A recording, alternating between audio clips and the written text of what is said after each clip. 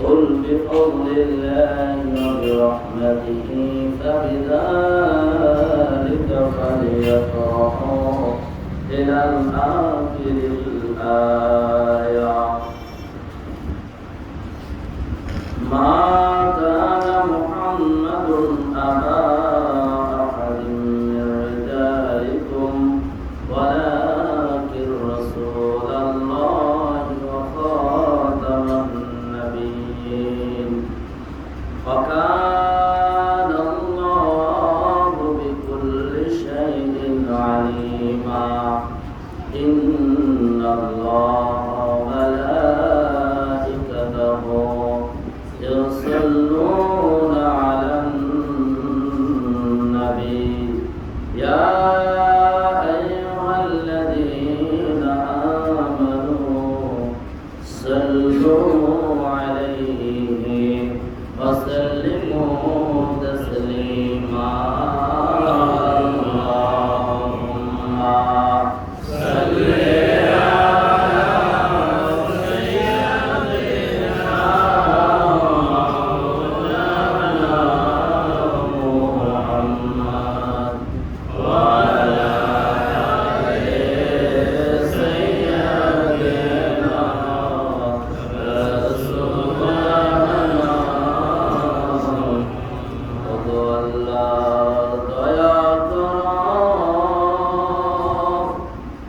নসিব করো মদিনা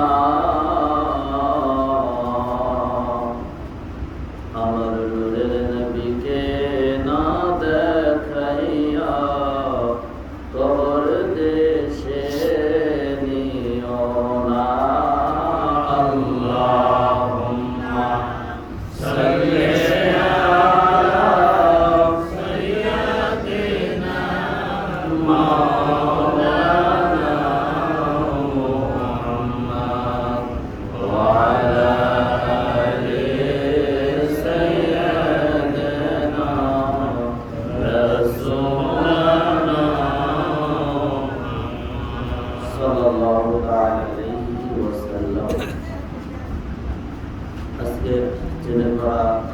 ইমাম হাসান আলাইহিস সালাম পাক মসজিদ কর্তৃক আয়োজিত জশ্নে জুলুস ঈদে মিলাদুন নবী সাল্লাল্লাহু আলাইহি ওয়াসাল্লাম উদযাপনে আমার পীর ভাই ও পীর বোনদেরকে আন্তরিক মোবারকবাদ, শুভেচ্ছা এবং সালাম। আসসালামু আলাইকুম ওয়া রাহমাতুল্লাহ। ওয়া আলাইকুম আসসালাম ওয়া রাহমাতুল্লাহ। শুকরিয়া সে মহান সৃষ্টিকর্তা রবের দরবারে যে মহান রব্বুল আলামিন আমাদেরকে আজকে এই পবিত্রতম জশ্নে জুলুস ঈদে মিলাদুন নবী সাল্লাল্লাহু আলাইহি ওয়াসাল্লাম পাকের রজনীতে এই মসজিদে ইমাম হাসান রাত্রি যাপন করার তৌফিক আদা করলেন। এই জন্য শুকরিয়া সকলে বলি আলহামদুলিল্লাহ এবং দরুদ পড়ে সালাম রাসূল পাকের কদম পাকে বলি সাল্লাল্লাহু আলাইহি ওয়াসাল্লাম এবং লাখ কোটি ভক্তিপূর্ণ তাজিম সেজদায়ে তাজিম জামানার ইমাম, জামানার রাহবার, জামানার মুমিন সাজ্জাদা নশীন হুজুর পাক হযরত সৈয়দ শাহ ইয়াসুফ আলী আল কাদি মাদ্রাতুল আলী হুজুর পাক কাবা কিবলার কদম পাকে ভক্তিপূর্ণ সেজদায়ে তাজিম এবং ছোট হুজুর পাক কাবা কিবলার কদম পাকে সেজদায়ে তাজিম। আপনাদের এই যে প্রচলিতভাবে এই মাহফিলটা করে আসছেন আমার কাছে এমনি ভালো লাগে। কেন জানেন? যে দুইজন হোক তিনজন হোক সেটা বিষয় নয়, বিষয়টা হলো যে আপনারা রাত্রি যাপন করতেছেন এবং সুবহে সাদেকের সময় মিলাদ ও কিয়াম রাসূলের উপর দরুদ ও সালামের মধ্য দিয়ে আপনারা সংক্ষিপ্ত আকারে হোক বড় আকারে হোক মাহফিলটা শেষ করেন। এটা সবচেয়ে একটা ভালো দিক, সবচেয়ে একটা কি ভালো দিক। আমি কথা বলার ধরনটা পাল্টে ফেলেছি। আমি আস্তে আস্তে কথা বলবো আপনাদের সাথে, গল্প করবো। কি করবো? গল্প করবো। কারণ যেহেতু নবীজির সম্মান, সেহেতু জোরে জোরে কথা না বলে আমরা আস্তে আস্তে কথা বলবো। যেমনি আগেকার সময় আমাদের নানি দাদিরা ঘুম পাড়ানোর সময় আস্তে আস্তে গল্প করতেন। আপনারা হয়তো যারা মুরব্বী আছেন এটা উপলব্ধি করতে পারেন, কিন্তু বর্তমান সময়ে নানি দাদির গল্পে ঘুম হয় না, মোবাইল ছাড়া বাচ্চারা ঘুম পারে না। এখন বর্তমান সময়ে নানি দাদির আর গল্প পড়েও না, দরকার হয় না, কারণ বর্তমান সময়ে বাচ্চারা মোবাইল ছাড়া কিছুই বোঝে না। তো ওই রকম ভাবে আমি গল্প করবো আপনাদের সাথে, যেহেতু রাতটা গভীর রাতে আস্তে আস্তে কথা বললে অনেক দূর চলে যায়। আমরা দীর্ঘ সময় ধরে আলোচনা শুনছি। আমিও যে ভালো বলতে পারি সেটা নয়, হয়তো আপনারা ডেকেছেন, মালিক আমাকে যতটুকু মাদাত করবে আমি ততটুকুই কি। তো আজকে আপনাদের সাথে আমার আলোচনা হবে রাসূল পাক সাল্লাল্লাহু আলাইহি সাল্লাম পাকের দুনিয়াতে আসার পরের আলোচনা। দুনিয়াতে আসা, আমি খানকা শরীফে রাসূল পাক সাল্লাল্লাহু আলাইহি সাল্লাম দুনিয়াতে আসার আগ পর্যন্ত আলোচনা করেছি। তবে একটু আপনাদের ব্যতিক্রমে একটু আলোচনা করব, কারণ আমাদের জানা দরকার। একটু আপনাদের আইডিয়া দেই যে রাসূল পাক সাল্লাল্লাহু আলাইহি সাল্লাম পাক যখন দুনিয়াতে আসেনি, নাই আসার কোনো পরিকল্পনা আমরা ধরেন যে আসবে কবে আমরা জানি না, কিন্তু আল্লাহ তাআলা তো জানেন। আল্লাহ তাআলা কি জানেন কি? আল্লাহ তাআলা সেই নবীর আগমনটাকে পৃথিবীর শুরু হযরতে বাবা আদম আলাইহিস সালাম থেকে নিয়ে কিয়ামত পর্যন্ত সবার কাছে বর্ণনা করেছেন। আমাদের কাছে কিভাবে বর্ণনা হচ্ছে? আমাদের কাছে বর্ণনা হচ্ছে আমাদের 30 পারা কোরআন শরীফ আছে না, আছে কি আছে না, পাক কালামুল্লাহ শরীফ, এটা সবচেয়ে বড় মুজিজা রাসূলের। এটা কিয়ামত পর্যন্ত আমরা এই রাসূলের শান মানটা কোরআন থেকে পাবো। আর আগেকার যুগে কিভাবে আলোচনা হয়েছে? আল্লাহ তাআলা প্রত্যেকটা নবীদের মাধ্যম দিয়ে আমার নবীর শানটাকে বয়ান করেছে। আমার নবীর শানটাকে কি করেছে? বয়ান করেছে, বলে দিয়েছে যে আদম, আমি তোমাকে পাঠিয়েছি, তোমাকে ফেরেশতা তখনও চিন্তা করেনি যতক্ষণ না আমি নবীর নূর মোবারক তোমার মধ্যে না দিয়েছি। আবার শীষ আলাইহিস সালামের সলবের মধ্যে আল্লাহ তাআলা ওই নবীর নূর মোবারক দিয়ে দিলেন। আবার ইব্রাহিম আলাইহিস সালামের সলবের মধ্যে আল্লাহ তাআলা ওই নবীর নূর মোবারক দিয়ে দিলেন।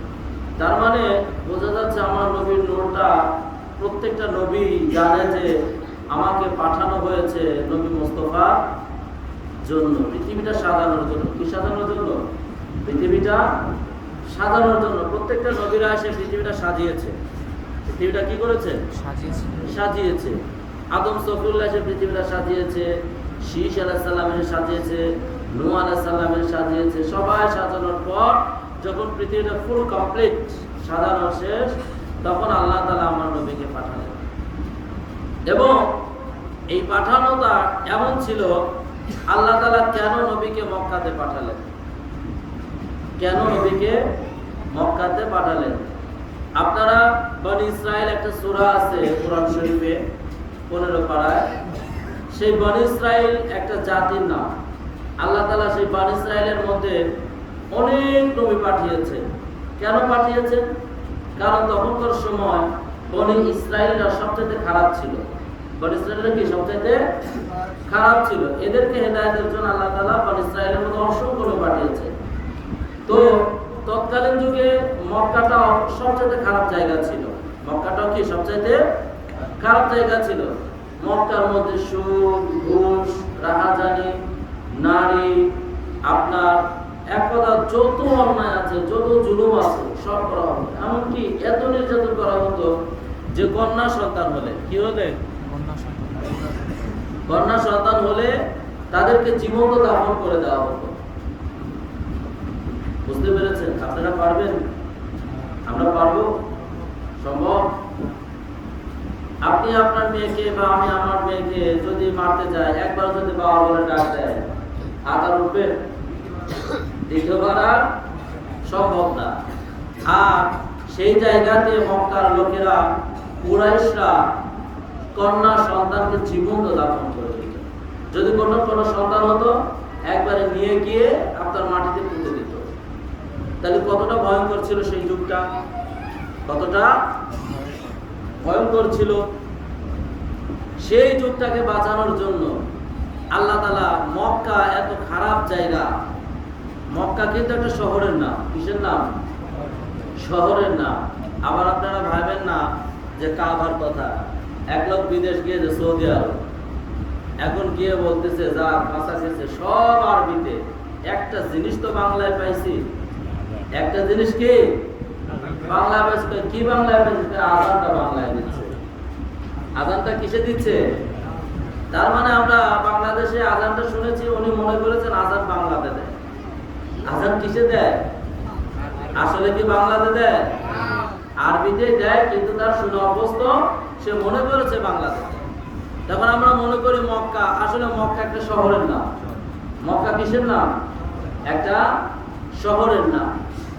এখন আল্লাহ রাসূল সাল্লাল্লাহু আলাইহি সাল্লাম পাককে মক্কাতে দেওয়া হলো এই জন্য যেন মক্কা নগরীটা পবিত্র হয়। কি হয়? পবিত্র হয়। রাসূল পাক সাল্লাল্লাহু আলাইহি সাল্লাম যে রাত্রিতে জন্মগ্রহণ করেন, ওই রাত্র থেকে নিয়ে ফুল একটা বছর আল্লাহ কোন মায়ের গর্ভে কন্যা সন্তান দেয় না। কেন দেন না বলেন তো?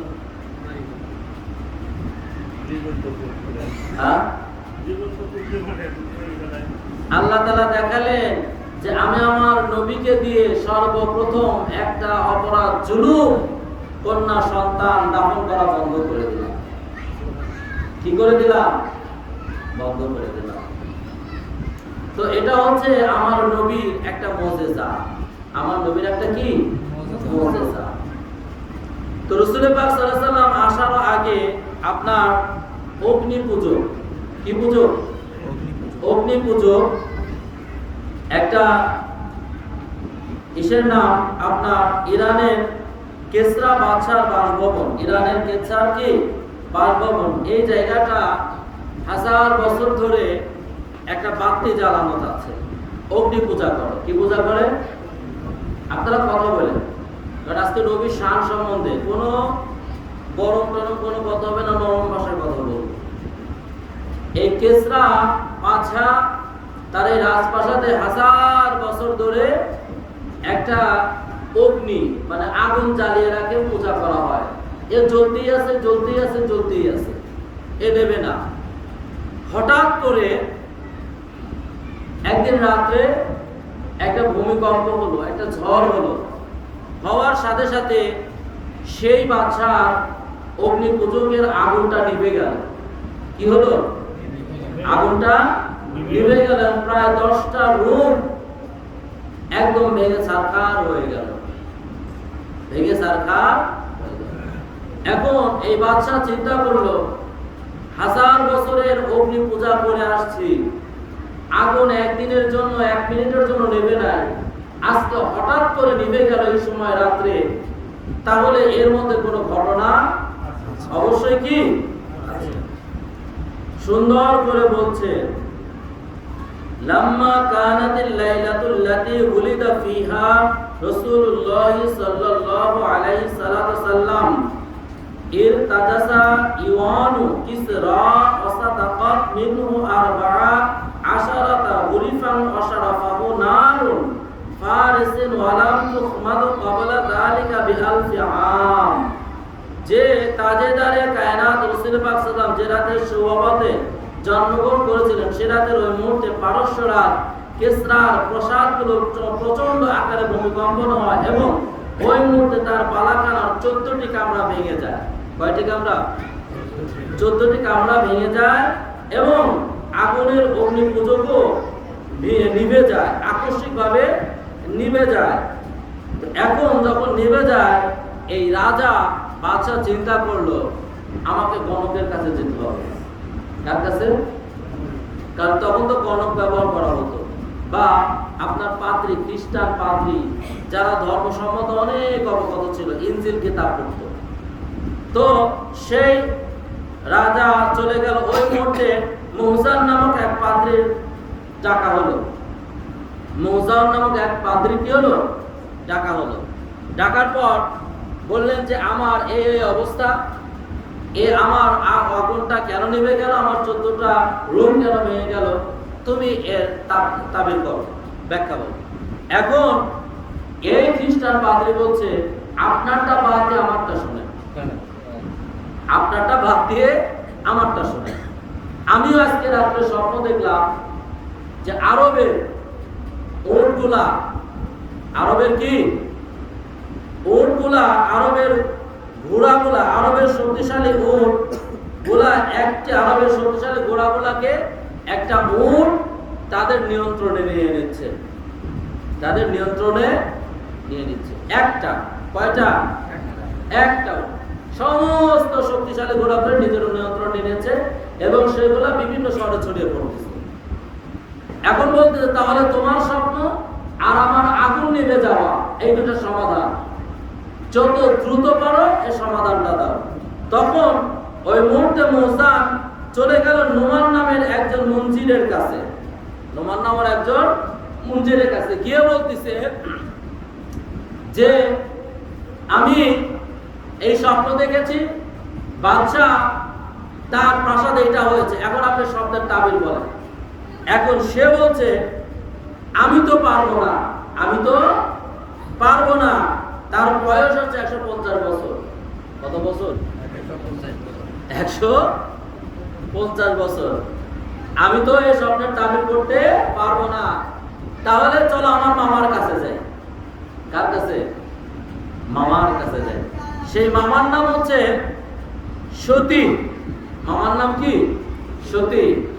তো এখন এই বসির তার মামার কাছে, সতীর কাছে চলে গেল স্বপ্নের ওই ব্যাখ্যা এবং রাজপ্রাসাদের আগুন নিভে দেওয়ার জন্য। এখন এই সতী বলছে তোমরা এমন একটা সময় এসেছো যখন মৃত্যু আমার কাছে অনিবার্য, মৃত্যু আমার সাথে আসতেছে যাচ্ছে। তো ভাগ্নি বলতেছে যে মামা যাই হোক আপনার এই ব্যাখ্যা দিতেই হবে, ব্যাখ্যা দিতেই হবে।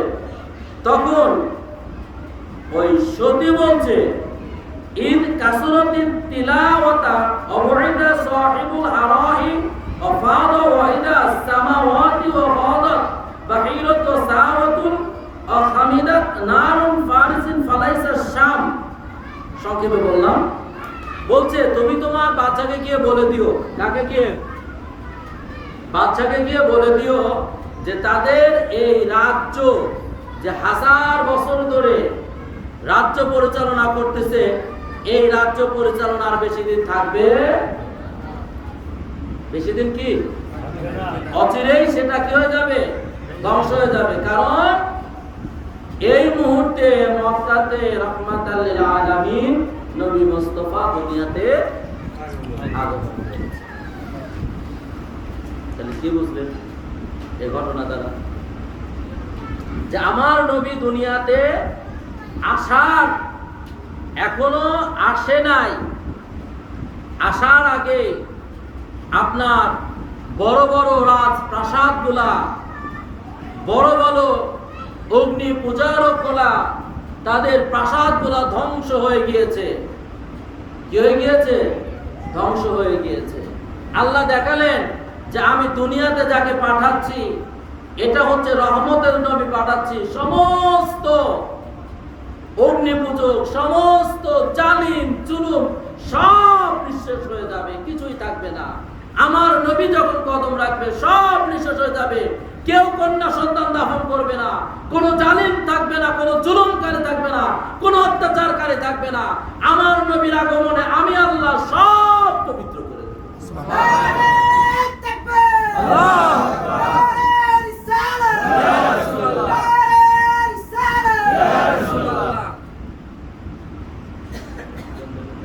তাহলে আমরা এটা শুনলাম। এবার আমরা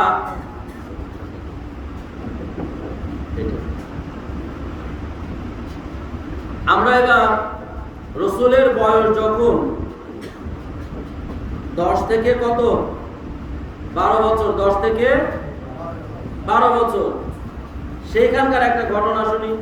সেখানকার একটা কি ঘটনা শুনি। আপনাদের ভালো না লাগলে শুনতে হবে, ভালো না লাগলেও কি শুনতে হবে। আপনারা তো অনেকেই সুর দিয়ে শোনেন, আমরা তো সুর পারি না, আমরা সুর দিয়েও কথা বলতে পারি না বা চেষ্টা করি না। ঠিক আছে, আমরা ভাঙা ভাঙা কথা বলে যেন কথাগুলো আপনারা শুনে একটু বোঝার চেষ্টা করেন। রাসূলের বয়স যখন 10-12 বছর, কত বছর? তো রাসূলের চাচা যান হযরত আব্দুল মুত্তালিব, হযরত আবু তালিব আলাইহিস সালাম, তখনকার যুগে সবচাইতে বড় কাফেলা যেত। আপনারা জানেন, যারা ইতিহাস পড়েছেন, তৎকালীন যুগে মক্কার লোকেরা আপনার ব্যবসা বাণিজ্য করার জন্য ইয়েমেন, সিরিয়া যাতায়াত করত। ইয়েমেন, সিরিয়া কি করত? যাতায়াত করত। এই ঘটনাটা আল্লাহ সূরা কুরাইশের মধ্যে দিয়ে দিয়েছেন, লিইলাফি কুরাইশ ইলাফিহিম রিহলাতাশ শিতা'i ওয়াস-সাইফ ফালইয়াবুদু রাব্ব হাযাল বাইতাল্লাযী আত'আমাহুম মিন জু'in ওয়া আমানাহুম মিন খাউফ। যে মক্কার কুরাইশরা শীত এবং গ্রীষ্মের সময় তারা ব্যবসা বাণিজ্যের উদ্দেশ্যে সিরিয়ার মধ্যে চলে যেত। তো যখন ওই সিরিয়াতে ব্যবসা বাণিজ্যের জন্য হযরতে খাজা আবু তালিব আলাইহিস সালাম পাক যাবেন, তো তার ভাতিজা বয়স কত? 10 কি 12, 8, 10 এরকম। তো নবীজি বললেন যে চাচা যান, এবার আপনার এই কাফেলার সাথে আমিও যাব।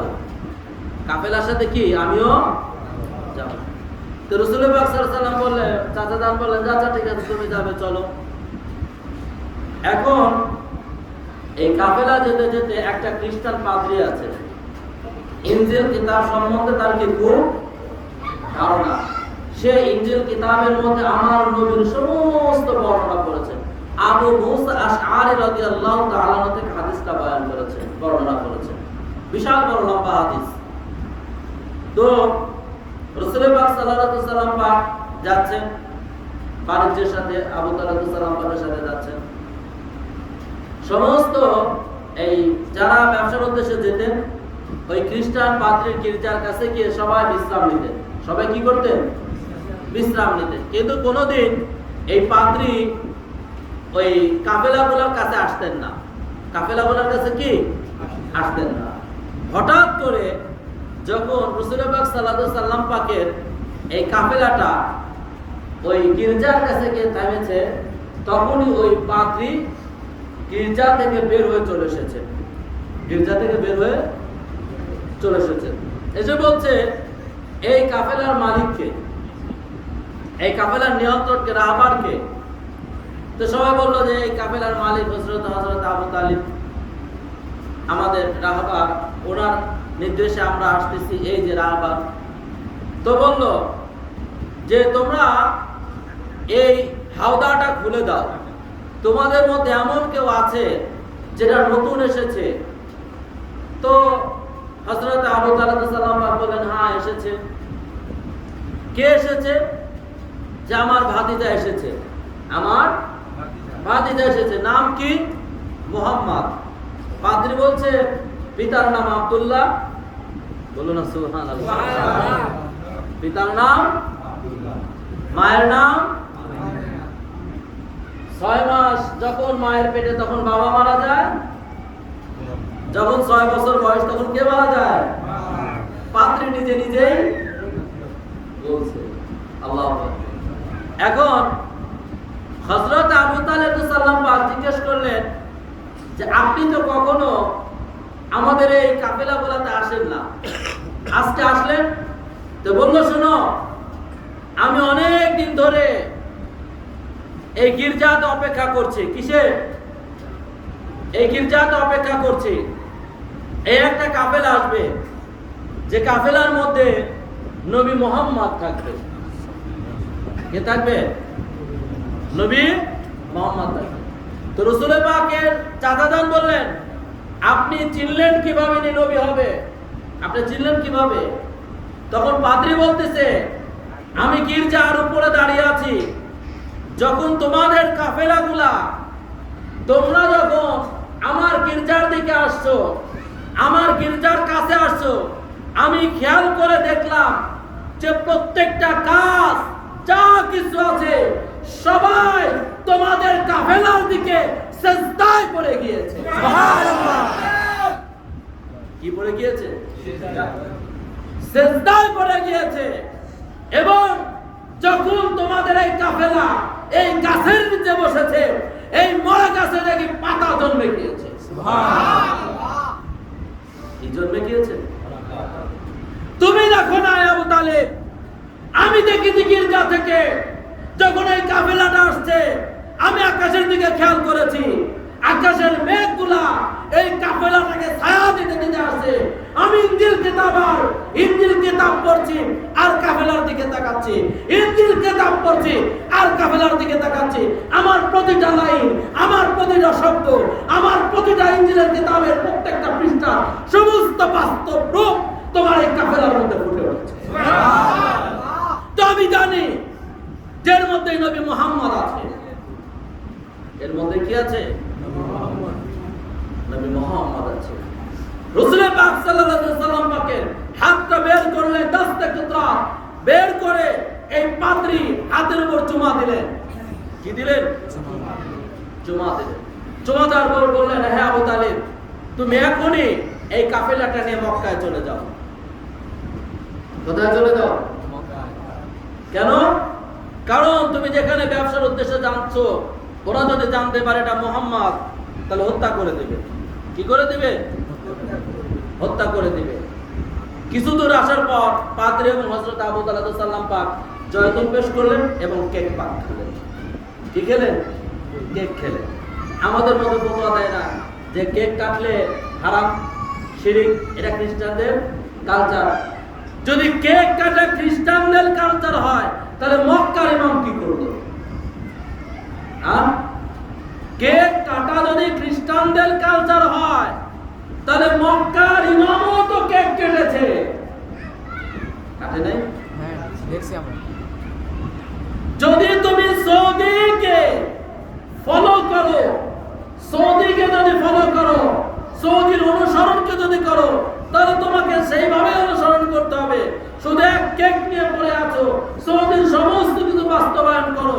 কালকে থেকে আমাদের বাংলাদেশের মধ্যে এই চিড়ে করার মধ্যে মোল্লারা হাফ প্যান্ট পরে ঘুরবে, যদি সৌদিকে ফলো করা হয়। দরকার কিনা? কেউ ওযু করে আপনি নামাজে যাইতে পারবেন না সৌদিকে যদি ফলো করেন। বিড়ি খাবেন, সিগারেট খাবেন, যদি আপনি মক্কাকে সৌদিকে ফলো করেন। ঠিক না? হ্যাঁ, আপনি শুধু পড়ে আছেন এই কাদরিয়া তরিকার বেতলেবুল দরবার শরীফের কেক কাটলে আপনি ফতোয়া দেন, এটা খ্রিস্টানদের কালচার। তোমার মধ্যে কোনটা খ্রিস্টানদের কালচার নাই বলো?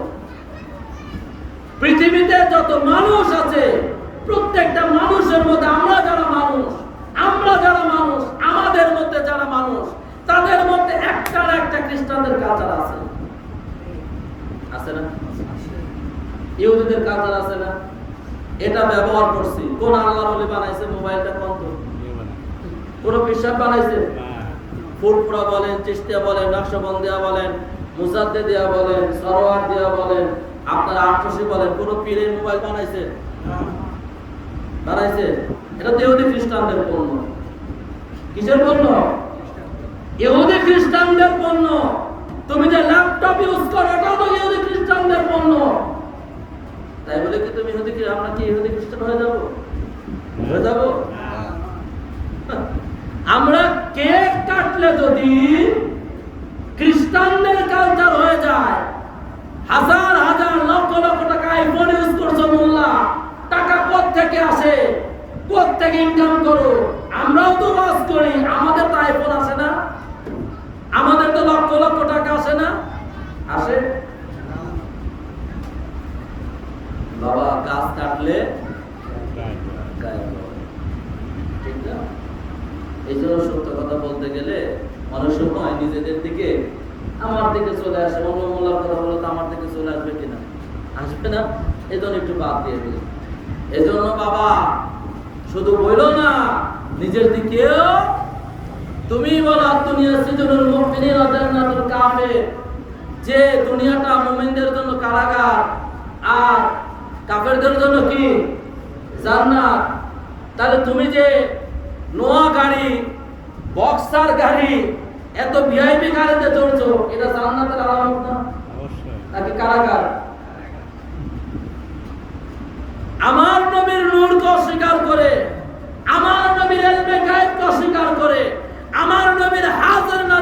অস্বীকার করে তুমি ওয়াজ করে টাকা ইনকাম করছো, সেই টাকা দিয়ে গাড়ি কিনছো, বাড়ি কিনছো, ফ্ল্যাট কিনছো, বছরে 3-4 বার মক্কায় যাচ্ছো, এটা মুসলমানদের আয়েশ না কাফেরদের?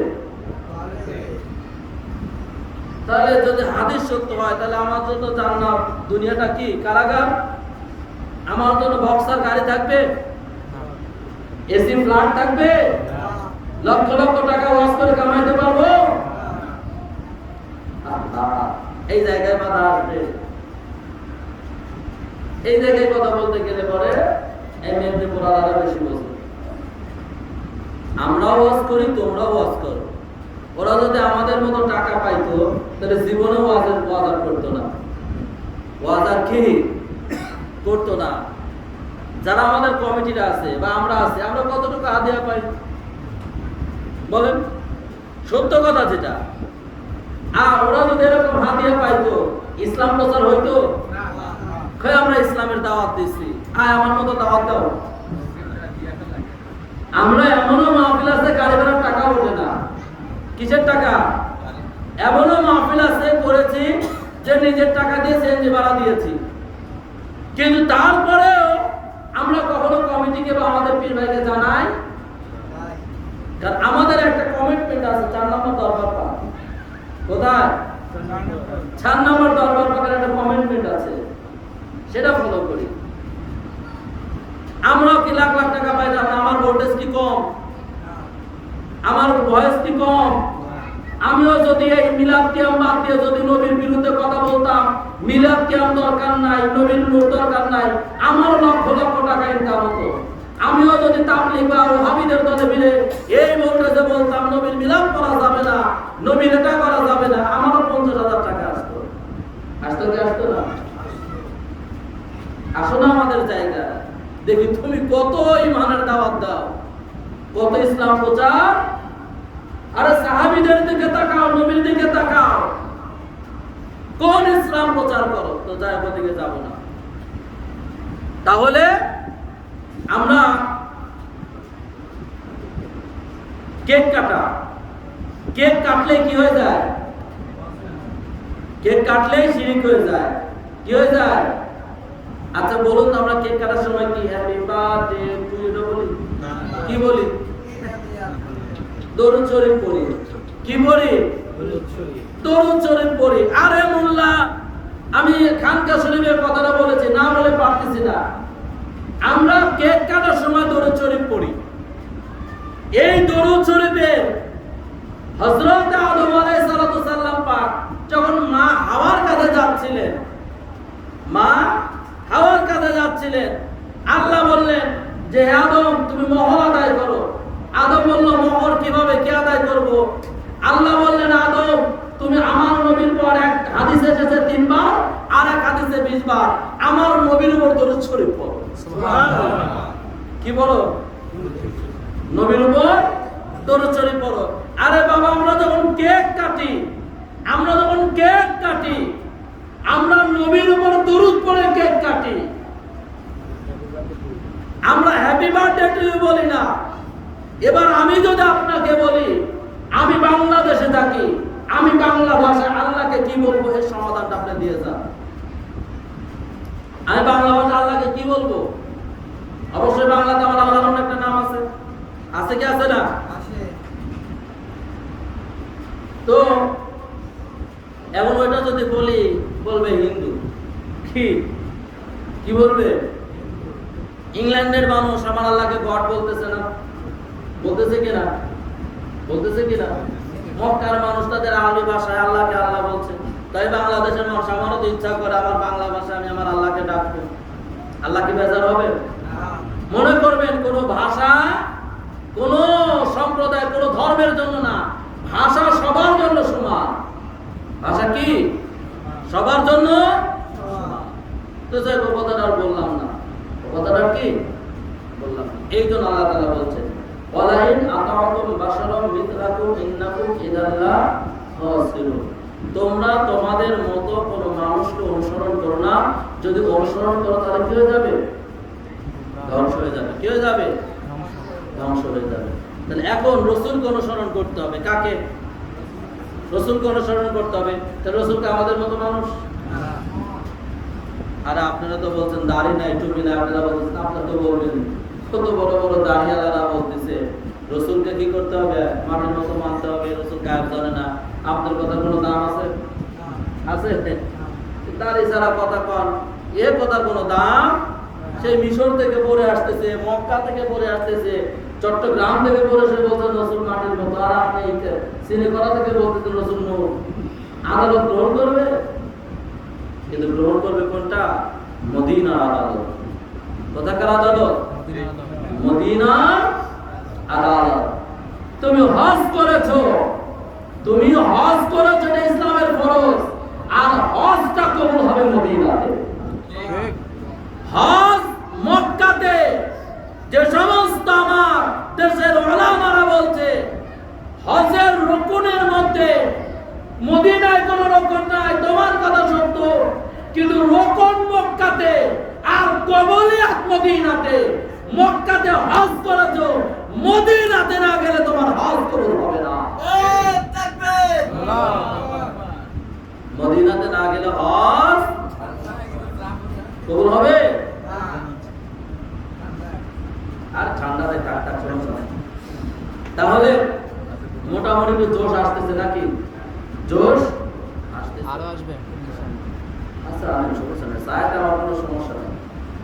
অনেকে কয় চা খেলে ঘুম হয় না, আমার তো চা খেলে আরো ভালো ঘুম হয়। চা খেলে কি হয়? ভালো ঘুম হয়। এখন আমরা আশেকে রসুল, আমরা কিসের রসুল? আশেকে রসুল। এখন রসুলের পাক সাল্লাল্লাহু আলাইহি সাল্লাম পাকের এই যে দুনিয়ার 40 বছর আগে কুরাইশরা রসুলকে নাম দিয়েছিল কি বলেন তো? কাফেররা কি নাম দিয়েছিল? আলামিন না, আলামিন, তাই তো? আবার এই কুরাইশরা রসুলকে পাথর মারলো কবে? 40 বছর পর। 40 বছর পর। কত বছর পর? 40 বছর পর। যখন তাদের ধর্মে আঘাত আসলো। তাদের ধর্মে কি আসলো? আঘাত আসলো। এখন আপনি বলেন 40 বছর আগে আমার নবীকে আল আমিন উপাধি নাম দিল বিশ্বাসী, আর এই 40 বছরের মধ্যে আমার নবী যদি নবী না হয়, আমার নবী যদি নবী না হয়, তাহলে কুরাইশরা নবীকে কেমন ভাবে বিশ্বাস করবে? যেখানে ঈসা 3 দিনের বাচ্চা জবাব দিতে পারে আমি নবী, যেখানে মুসা কালিমুল্লাহ নবী ওই দুনিয়াতে আসার পর আল্লাহ তাকে সংরক্ষিত করলেন, যেখানে নূহ নবী নবী হয়ে আসলেন, যেখানে আদম সফিউল্লাহ দুনিয়াতে আসার আগ থেকেই নবী, আর আমার নবী দুনিয়াতে আসার পর 40 বছর পর নবী হয়েছে।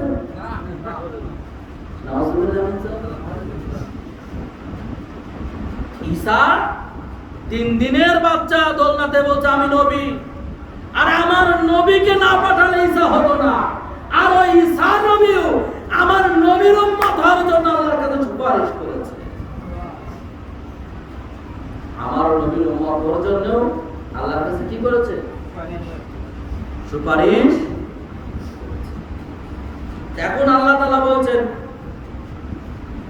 ওয়ালাইন আতাউতুম বাশারাম মিথলাকুম ইন্নাকুম ইদাল্লা খাসিরুন, তোমরা তোমাদের মতো কোনো মানুষকে অনুসরণ করো না, যদি করো তাহলে কি হবে? ক্ষতিগ্রস্ত হবে। এবার আল্লাহ অন্য আয়াতে বলছেন ইয়া আইয়ুহাল্লাযিনা আমানু আতিউল্লাহ আতিউর রাসূল, যে ঈমানদারগণ যারা ঈমান এনেছো, যারা আমাকে ইত্তেবা করো, আল্লাহকে ইত্তেবা করো, যারা আমি আল্লাহকে মানো, আমাকে মানার পর তোমরা অবশ্যই আমার রাসূলকে মানো। এবার আপনি বলেন রাসূল আমাদের মতো? রাসূল কোথায় আছে আমাদের মতো? কোরআনের কোন জায়গায় আছে? আছে, একটা আয়াত আছে, কুল ইন্নামা আনা বাশারুম মিথলুকুম ইউহা ইলাইয়া আন্নামা ইলাহুকুম ইলাহু। এই আয়াত নিয়ে মোল্লারা রাসূলকে মাটি বানায় দিচ্ছে। আল্লাহ যে দিছিল মোল্লারাও বানায় দিল, আল্লাহ দিছিল মোল্লারেও টাকা ইনকামের একটা সোর্স হয়ে গেল। 72 কাতা লাগবে না, আল্লাহ ব্যবহার করলো ইয়া রাসূলুল্লাহ যদি আপনাকে আমি বাঘের রূপ দিতাম তাহলে তো আমার এই জান্নাতে মানুষ আসতো না। কি আসতো না? মানুষ আসতো না। আমি আপনাকে মানুষ হিসেবে বানাইলাম, পাঠাইলাম শুধুমাত্র একটা কারণে, আমি আল্লাহ যেন পরিচিত হই। কি হই? পরিচিত। কুল হু আল্লাহু আহাদ। ইয়া রাসূলুল্লাহ, আপনি বলে দেন আমি এক। এখন রাসূল বলে, আল্লাহ আপনি তো বলতে পারতেন, আপনি বলেন না কেন? আমাকে বলে দিতে হবে কেন? আল্লাহ কয়, ইয়া রাসূলুল্লাহ কুল হু আল্লাহু আহাদ, আমি আল্লাহকে দেখা যায় না, কিন্তু এই আল্লাহ যখন কথা বলবে মুহাম্মাদের সুরতে, মুহাম্মাদকে দেখা যায়। এই আল্লাহর কাজকে দেখা যায় না। যখন এই আল্লাহ মুহাম্মাদের সুরতে কাজ করবে, ওই আল্লাহর মুহাম্মাদের রূপ আপনার মাধ্যমে দেখতে পাবে। এই জন্য ইয়া আল্লাহ ইয়া রাসূলুল্লাহ, আপনি আমার হয়ে বলে দেন আল্লাহ এক। কারণ আমি আল্লাহকে দেখা যায় না, আমার সত্তাকে দেখা যায় না, কিন্তু আপনাকে দেখা যায়, আপনার কথা শুনতে পারে। কারণ আমি আপনাকে দেখার মতো করে তৈরি করেছি, কিন্তু আমার যা আছে আপনার তাই আছে। আমি যেখানে যেখানে আছি আপনিও সেখানে সেখানে আছেন। আমি কালেমাতে আছি, আপনি কালেমাতে আছেন। আমি নামাজে আছি, আপনি নামাজে আছেন। আমি আযানে আছি, আপনি আযানে আছেন। আমি জান্নাতে আছি, আপনি জান্নাতে আছেন। আমি আরশে আছি, আপনিও আরশে আছেন। শুধুমাত্র আমি আল্লাহকে দেখা যায় না, আপনাকে দেখা যায়।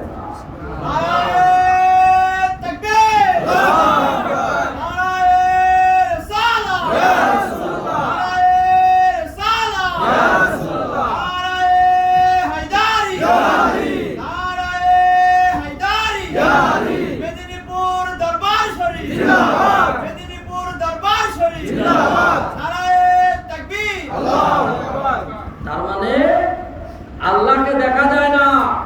আল্লাহ বলছেন আমাকে দেখা যায় না, আপনাকে দেখা যায়। আপনার মধ্যে আমার সত্তাটা বিরাজ করে।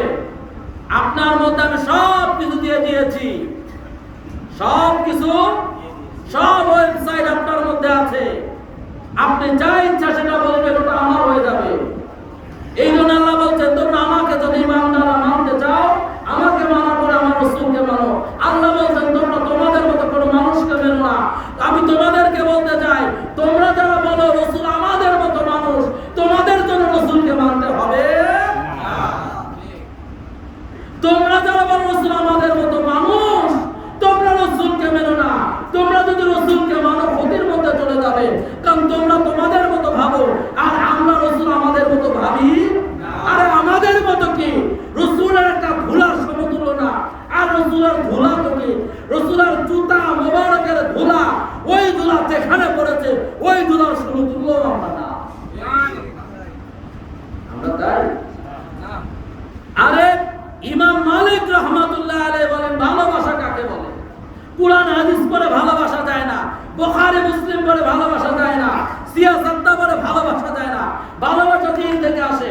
ইমাম মালিক রাহমাতুল্লাহ আলাইহি বলতেছেন, ওনার অনুসারীরা ওনাকে জিজ্ঞেস করছেন, হে মালিক, ইমাম মালিক, আপনি তো একজন বড় আলেম, একজন বড় আলেম, তো আপনি মদিনাতে খালি পায়ে হাঁটেন কেন?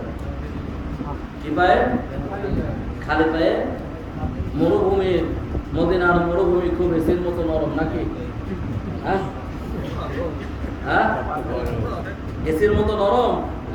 যে বালির মাটি হালি লাগাইতে গেলেন, যদি গাজনার বিলের মাটিটা একটু বালি বালি হয়, হালি লাগাইতে মজা। যদি একটু গুটি গুটি থাকে, অবস্থা কি? আর তৎকালীন যুগে মদিনা, মক্কা সবচেয়ে উত্তপ্ত বালু মরুভূমি। এখন ইমাম মালিক বলছে, তোমরা দলিল চাও? কি চাও? দলিল চাও কেন আমি খালি পায়ে হাঁটি? দলিল নাও। সবচেয়ে বড় দলিল, আমি রাসূলকে ভালোবাসি। রাসূলকে দলিল হবে? আপনি দেখাইতে পারবেন এই দলিল? বুখারী দিয়ে দলিল হবে? তিরমিজি দিয়ে দলিল হবে? সিয়াসাত দিয়ে দলিল হবে? না। বলে ভালোবাসি, আমি আমার নবীকে ভালোবাসি। কেমন ভালোবাসি? আজ 70 বছর আমি জুতা পাই দেই না। কেন পাই দেই না? এই মদিনাতে আমার রাসূল থেকেছেন। কোথায় আমার রাসূলের পা মোবারক পড়েছে, কোথায় আমার রাসূল হেঁটেছেন। আর ওই জায়গাতে যদি আমি জুতা পায়ে দিয়ে হাঁটি, আর রাসূলের ছাপের উপর যদি আমার জুতা পড়ে, আমি ইমাম মালিক ধ্বংস হয়ে যাব। কি হয়ে যাব? আমি ইমাম মালিকের ইলমের কোনো দাম থাকবে না, আমি ইমাম মালিকের কোনো ইমামতের দাম থাকবে না, কারণ আমার রাসূলের পায়ের উপর আমার পা পড়েছে, আমার মধ্যে আর ঈমান থাকবে না। দলিল নিবা না হুজুর, দলিল হয়ে গিয়েছে। আচ্ছা বলেন তো, ইন্টার্নিং ডাক্তাররা এমবিবিএস পাস করার পর আপনারা যারা সরকারি হসপিটালে যান, দেখবেন বড় বড় ডাক্তারের সাথে ইয়াং ডাক্তাররা ঘোরে, পুরুষও হতে পারে মহিলাও হতে পারে। কেন ঘোরে বলেন তো? এমবিবিএস পাস করার পর সেও কিন্তু এমবিবিএস, যে ঘুরতেছে সেও এমবিবিএস, আবার যার পিছে ঘুরতেছে সেও, কিন্তু যার পিছে ঘুরতেছে মাঝে মাঝে ধমকও দিচ্ছে। কি দিচ্ছে? ধমকও দিচ্ছে। এই ধমকটা কেন খাচ্ছে? কারণ সে এমবিবিএস পাস করার পর প্রেসক্রাইব করতে পারতেছে না, সে বোঝে না, তার অভিজ্ঞতা নাই। তার কি নাই? অভিজ্ঞতা নাই। সে প্রেসক্রাইব করার জন্য, প্রেসক্রিপশন করার জন্য একজন অভিজ্ঞ ডাক্তারের পিছনে ঘুরে ঘুরে সে যা অর্জন করেছে, ডিগ্রি নিয়েছে, ওই ডিগ্রির সফলতা 6 মাসে, ডিগ্রি নিয়েছে 20 বছর ধরে, আর সফলতা নেয় কয় মাসের মধ্যে? 6 মাস। ওই 6 মাস ছাড়া 20 বছরের কোনো দাম নাই। কারণ ওই সফল ডাক্তারের পিছে পিছে না ঘুরলে তুমি বুঝতে পারবে না যে একটা জ্বরের জন্য কয়টা ওষুধ আছে, একটা গ্যাসের জন্য কয়টা ওষুধ আছে, একটা ইউমিনিটির জন্য কয়টা ওষুধ আছে, এটা বুঝতে পারবে না। ওইটা বুঝার জন্য 20 বছরের পরিশ্রম 6 মাস ওখানে ত্যাগ করে। তুমি বুখারী পড়ে বলছো আল্লাহর ওলি নবী মুস্তাফা নূর এলেম গায়েব কিছুই নাই, কারণ তুমি কোন সান্নিধ্য লাভ করতে পারো নাই, তুমি কোন আল্লাহর ওলিদের সাথে করো নাই, কোন মুর্শিদের সাথে করো নাই, এই জন্য তুমি বলছো এটা জায়েজ না। এটা জায়েজ? তাহলে চিন্তা করছেন? এবার আসেন, তাহলে আলামিন উপাধি দিল কারা? কুরাইশরা, কাফেররা। আমরা কিন্তু সেই আলামিন উপাধিতেই এখনোই আছি না? আমরা কেউ পরিবর্তন করতে পারছি না। আচ্ছা বলেন তো, যে কাফেররা, কুরাইশরা রাসূলকে আলামিন উপাধি দিল, এত বাংলাদেশের বড় বড় মুফতি মুহাদ্দিস, এত বড় আজহার বিশ্ববিদ্যালয়, এত বড় মদিনা ইউনিভার্সিটি থেকে এসে আরে মোল্লা কুরাইশরা নবীকে আলামিন উপাধি দিল, তুমি বাদ দাও যে কাফেরদের উপাধি আমরা মানব না। চলবে? চলবে না। এই জায়গায় দাও, তোমার ফতোয়া তোমার মধ্যেই যাবে। একটা গল্প বলি। আমি এবার কামিল ফিকা থেকে পরীক্ষা দিলাম, যেটাকে বলা হয় মুফতি, যেটাকে বলা হয় কি মুফতি। তো এখন লাস্ট ভাইবা পরীক্ষা। কি পরীক্ষা?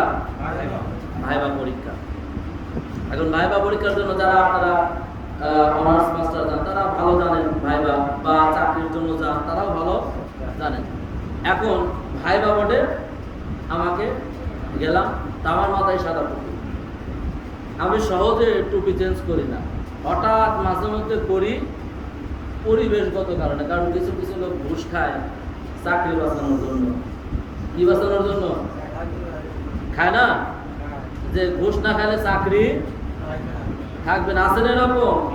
অনেকেই কষ্ট করে খায়, তারপরও কি ওটা জায়েজ আছে নাকি? আছে নাকি জায়েজ? আচ্ছা বলেন তো, সুদ করার ঘুষ করার মধ্যে ভালো কে? না, একজন ভালো আছে, ঘুষখোর ভালো আছে। কেন ভালো বলেন তো? এই ঘুষখোররা বড় বড় মসজিদ করতেছে। যারা ঘুষ খায় এরা কিন্তু বড় বড় দান করে, কিন্তু যারা সুদ খায় এরা দান করে না। ঠিক না? যারা সুদ খায় এরা বড় বড় দান করতে পারে না, কিন্তু যারা ঘুষ খায়, এই ঘুষখোররা বড় বড় মসজিদ করতেছে। ওরা জানে যে জান্নাতে আমাদের এমন একটা বাঁশ দেওয়া হবে যে বাঁশের কোনো কি থাকবে না, কিরিমিরি চুলা থাকবে, বাঁচার জন্য সেই মসজিদ করে। লাভ আছে? লাভ আছে? কোনো লাভ। এখন কোন কথায় গেলাম?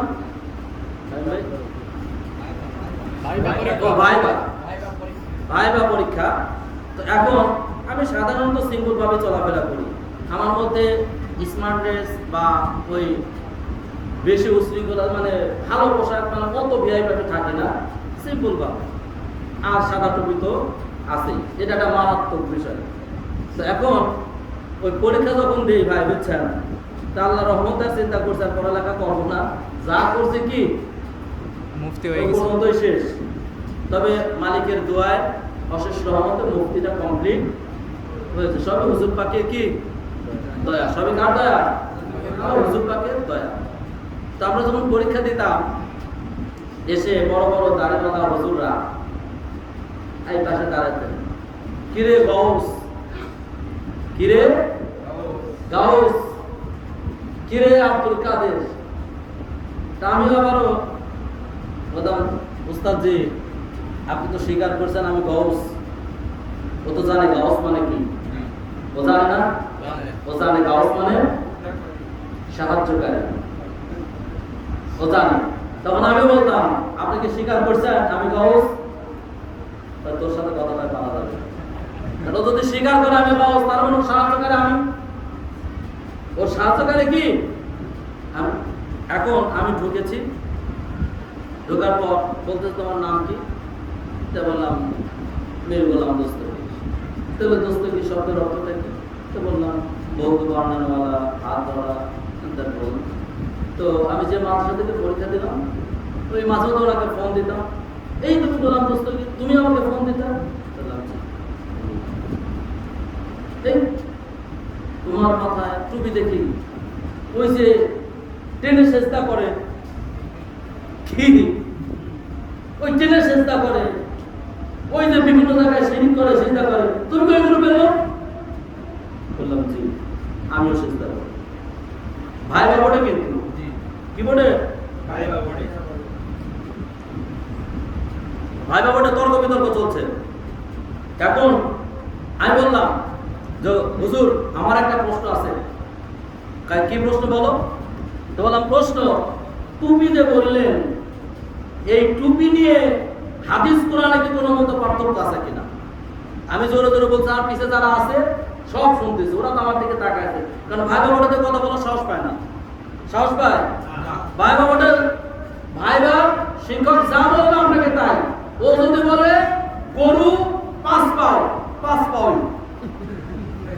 ও যদি বলে গরু ভাত খায়, ভাত খায়। আপনি বলতে পারবেন না গরু ঘাস খায় কি? তো বললাম যে আমার একটা প্রশ্ন আছে। কি প্রশ্ন? যে এই টুপি নিয়ে কোনো মত পার্থক্য আছে কিনা, যে এই টুপি পড়তে হবে। তো সারসিনা মাদ্রাসার বরিশাল কি সারসিনা মাদ্রাসার শিক্ষক তো বলে না, বলে তোমার টুপি নিয়ে সমস্যা নেই, তো তুমি চিন্তা করো। তো বললাম জি আমি ওই গ্রুপেরই লোক।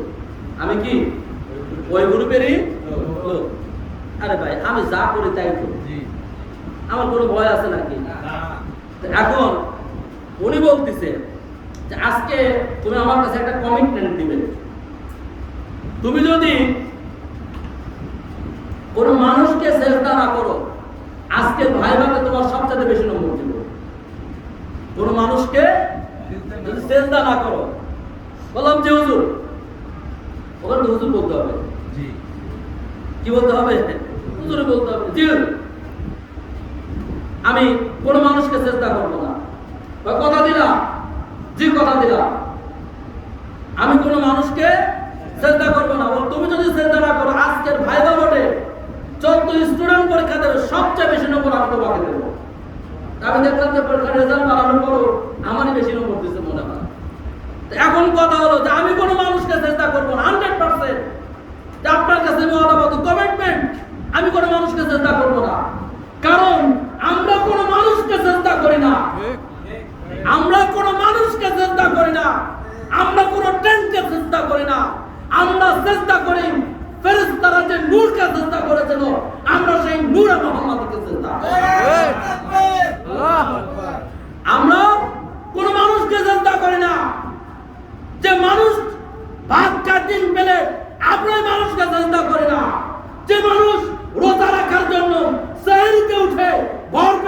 খায়, ইফতারে 20 আইটেমের, ওই মানুষকে আমরা চেষ্টা করি না। আমরা তাকে চেষ্টা করি যারা আমাদের মতো না, যারা আল্লাহ বলেছেন তোমরা তোমাদের মতো মানুষ অনুসরণ করবে না। আমরা তাদেরকে চেষ্টা করি যারা আমাদের মতো না, যাদেরকে মানার কথা আল্লাহ কোরআনে বলেছেন, সেই নূরে মুহাম্মদ আলে মুহাম্মদকে আমরা চেষ্টা করি। আল্লাহু আকবার। ঠিক আছে কিনা? জিন্দাবাদ। ঠিক আছে কিনা? আমরা কোন মানুষকে চেষ্টা করি না। আচ্ছা, মানুষকে চেষ্টা করা তো শিরক। মানুষকে চেষ্টা করা কি? 100% রাইট। এতে কোনো মত পার্থক্য নাই। মানুষকে চেষ্টা করা শিরক। ফেরেশতারা আদমকে ততক্ষণ পর্যন্ত চেষ্টা করে নাই যতক্ষণ পর্যন্ত আদম মানুষ ছিল। আদম কি ছিল? মানুষ ছিল। শুনে রাখেন, ফেরেশতারা ততক্ষণ পর্যন্ত আদমকে সিজদা করে নাই যতক্ষণ পর্যন্ত আদম মানুষ ছিল। যখন ফেরেশতারা সিজদা করেছে তখন আদম মানুষ ছিল না, তখন আদম রাসূলের নূর বহনকারী একজন নবী ছিল। নবীজির নূর বহনকারী একজন নবী। যখন নবীজির নূর বহন করলেন, যখন নবীজির নূর আদমকে দেওয়া হলো, তখন ফেরেশতারা আদমকে সিজদা করলো। আর একজন সিজদা করলো না, সেটা হচ্ছে আসাসিল, সে হয়ে গেল ইবলিস। কি হয়ে গেল? ইবলিস।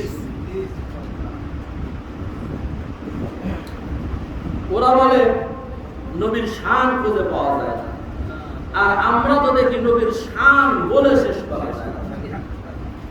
নবীর শান বলে তোমরা নবীর শান এত বাড়াও কেন? আমরাও বলি নবীর শান আমরা বাড়াই না। আরে আল্লাহ নবীর শান বাড়াইছে। কেমন বাড়াইছে? সুবহানাল্লাযী আসরা বিআবদিহি লাইলাম মিনাল মাসজিদিল হারাম ইলাল মাসজিদিল আকসা। আরে আল্লাহ তো নবীর শান বাড়াইছে। কেমন শান বাড়াইছে? আল্লাহ নবীকে দেখে মন ভরে নাই, নবীকে পার্সোনালি প্রাইভেটলি দেখতে চেয়েছিল। নবীর শান বাড়ানোর জন্য আল্লাহ জমিন থেকে নবীকে নিয়ে আরশে চলে গেলেন, আল্লাহর কাছে চলে গেলেন। আরে আল্লাহ তো নবীর শান বাড়াইছে। আমার ক্ষমতা আছে নবীর শান বাড়ানো? আপনার ক্ষমতা আছে কমানো? নবীর শান আমরা বাড়াই না, নবীর শান আমরা বর্ণনা করি, নবীর শান আমরা শোনাই। তোমরা জুলুস বন্ধ করতে পারো, তোমাদের ক্ষমতা আছে যে জুলুস বন্ধ করবা, বাংলার জমিনে যে মিলাদুন্নবী বন্ধ করবা। আমরাও বলতে পারি নবীর মিলাদ তোমার ক্ষমতা দিয়ে বন্ধ করতে পারো, কিন্তু আশিকের রাসূলের দিল থেকে একটুর পরিমাণ নবীর মিলাদ থেকে ভালো করে সরাইতে পারবা বাবা? আরে আমাদের দিল যতক্ষণ আছে, এই যে জীবন যতক্ষণ আছে, নবীর মিলাদ হয়তো এই জমিনে সরাসরি করতে দিবে না, কিন্তু আমাদের দিল, আমাদের মন ইয়া নবী সালাম আলাইকা বলবে। বল। একটা তাজা ঘটনা ঘটে গোয়ালন্দ। নুরাল পাগলা একটা ফেসবুকে ভাইরাল হয়েছে না? হয়েছে কি না? আচ্ছা, ফেরাউন খোদা দাবি করেছিল না? দাবি করেছিল কি? নমরুদ খোদা দাবি করেছিল কিনা? করেছিল কিনা? আচ্ছা, ফেরাউন মারা যাওয়ার পর মুসা আলাইহিস সালাম কি ফেরাউনকে উঠিয়ে পোড়াইছে? আর পুড়িয়েছে? নমরুদকে পোড়াইছে? এই যে গোয়ালন্দের এই ঘটনাটা, সে খোদা দাবি করছে, শিরিক করছে, সে মারা গিয়েছে, তার কবর কাবা শরীফের মতো বানাইছে, ধ্বংস করে দিয়েছে। এতেও একমত, এতেও আমরা কি একমত, এতেও একমত। কিন্তু তাকে কবর থেকে তুলে নিয়ে এসে জনসম্মুখে তার লাশটাকে পুড়িয়ে দিচ্ছে। এবার বলেন তো ইসলাম এটা কোথায় আছে? একজন মানুষ মারা গিয়েছে, তার শাস্তি তো আল্লাহ দিবে কবরে, নাকি? আল্লাহ দিবে না? শাস্তি তোমাদের অধিকার। তোমরা জনসম্মুখে ইসলামের বহির্ভূত কেন কাজ করলে? তোমরা কবরটা উঁচু হচ্ছে ভেঙে দিয়েছো, এটা ঠিক। সে কাবা শরীফের মতো কবর বানাইছে, ভাঙিয়েছে, এটা ঠিক। সে খোদাত্রয় ছিল, এটাও ঠিক। কবর থেকে ওটাকে জনসম্মুখে পোড়ানো, এটা ইসলামের বহির্ভূত কাজ না? কাজ কি না? এটা কি ঠিক ইসলাম? ইসলাম এটা কখনো ঠিক বলে না। আবার এক পাগলাও দেখি কমেন্ট করেছে যে এইবার দৌলতদিয়ায় 11 শরীফ হয় 12 শরীফ হয় ওখানেও হামলা করতে হবে। আরে বেটা আমি তোমাকে বলি দৌলতদিয়াতে হামলা করবা, দৌলতদিয়ার খানকা শরীফে হামলা করবা, আর দৌলতদিয়ার গেটের কাছেই তো আসতে পারবা না। আমরা যেমনি মুহররম মাসে নিজের রক্ত দিতে পারি, আমরা ইমাম হুসাইনের দিনকে বাঁচানোর জন্য রক্ত প্রতিহত করতে পারি। আরে কি পারি না? অবশ্যই আয়েশা দেখো, এটা পাবনা না, ওটা দৌলতদিয়া। ওটা পাবনা না, তুমি রাজবাড়িতে জায়সা করতে পারবা, পাবনায় করতে পারবা, কিন্তু রাজবাড়িতে সম্ভব হবে না। এই জন্য বাবা আসলে নরম সুরে কথাগুলো বলতে যাচ্ছিলাম, কিন্তু হয়ে গেল।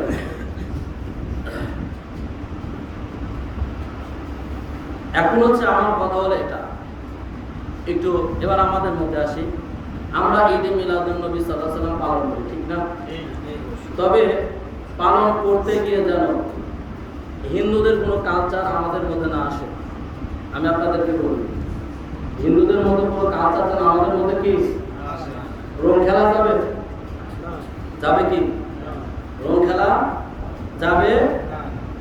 তবে শরীয়ত সম্মত যত আনন্দ করা দরকার করা যাবে। নবীর শানে নাত শরীফ, নবীর শানে মিলাদ শরীফ, নবীর শানে জুলুস, কিন্তু সেই জুলুসে বের হওয়ার সময় অঙ্গ ভঙ্গিটা যেন আপনার নর্তকীর মতো না হয়ে যায়। কিসের মতো? নর্তকীদের মতো না হয়ে যায়। আমরা জুলুস করব, আমরা কি করব? জুলুস করব। জুলুসটা হবে এমন আদব যে সুন্দর পোশাক পরে আমরা যাব, মুখে থাকবে ইয়া নবী সালাম আলাইকা অথবা জাস্ট জুলুস ঈদে মিলাদুন নবী, কথাগুলো থাকবে ভদ্র ভাষায়। কি ভাষায়? ভদ্র ভাষায়। স্মার্ট ইসলাম, স্মার্ট ইসলাম, ভদ্র ইসলাম। আনস্মার্ট না, ইসলাম অভদ্র।